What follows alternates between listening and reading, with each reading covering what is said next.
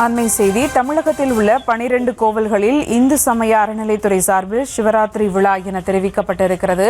மேலும் விவரங்களோடு இணைகிறார் செய்தியாளர் ரேவதி. வணக்கம் ரேவதி, விவரங்கள்.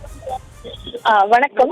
இந்து சமய அறநிலையத்துறை சார்பில் நிர்வாக கட்டுப்பாட்டில் இருக்கக்கூடிய 12 திருக்கோவில்களின் சார்பில் இந்த ஆண்டு மகா சிவராத்திரி பெருவிழா ஆன்மீக சொற்பொழிவுகள் மற்றும் கலை நிகழ்ச்சிகளுடன் பிப்ரவரி 15ஆம் தேதி வெகு சிறப்பாக கொண்டாடப்பட இருப்பதாக இந்து சமய அறநிலையத்துறை அமைச்சர் சேகர் பாபு தெரிவித்திருக்கிறார்.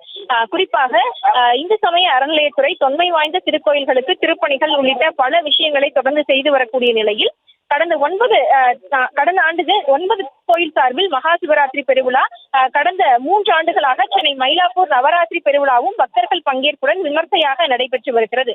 ஆடல் வல்லான் சிவபெருமானின் அருளாற்றலையும் பெருமையையும் பறைசாற்றும் வகையில் சிவ வழிபாடு செய்ய வரும் பக்தர்களின் மனம் நெகிழும்படி கடந்த 2022ஆம் ஆண்டு சிறப்பாக பல்வேறு செயல்பாடுகள் செய்யப்பட்டிருக்கக்கூடிய நிலையில் இந்த 2025-26ஆம் ஆண்டு சட்டமன்ற அறிவிப்பின்படி 9 திருக்கோயில்களின் சார்பாக மகா சிவராத்திரி விழா வெகு சிறப்பாக நடத்தப்பட்டு பக்தர்களின் அமோக வரவேற்பினை பெற்றதனை தொடர்ந்து இவ்வாண்டு கூடுதலாக ராமநாதபுரம் மாவட்டம் ராமேஸ்வரம் அருள்மிகு ராமநாத சுவாமி திருக்கோயில், கடலூர் மாவட்டம் விருதாச்சலம் அருள்மிகு விருதகிரீஸ்வரர் திருக்கோவில், தஞ்சாவூர் மாவட்டம் திருநாகேஸ்வரம் அருள்மிகு நாகநாத சுவாமி திருக்கோவில் ஆகிய 3 திருக்கோயில்கள் சார்பில் மகா சிவராத்திரி விழா நடத்தப்படும் என அறிவிக்கப்பட்டிருக்கிறது.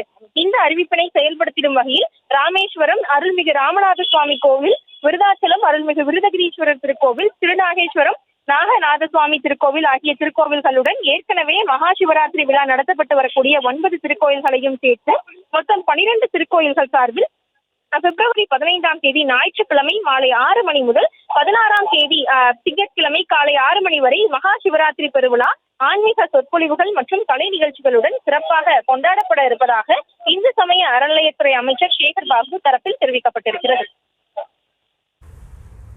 விவரங்களுக்கு நன்றி ரேவதி.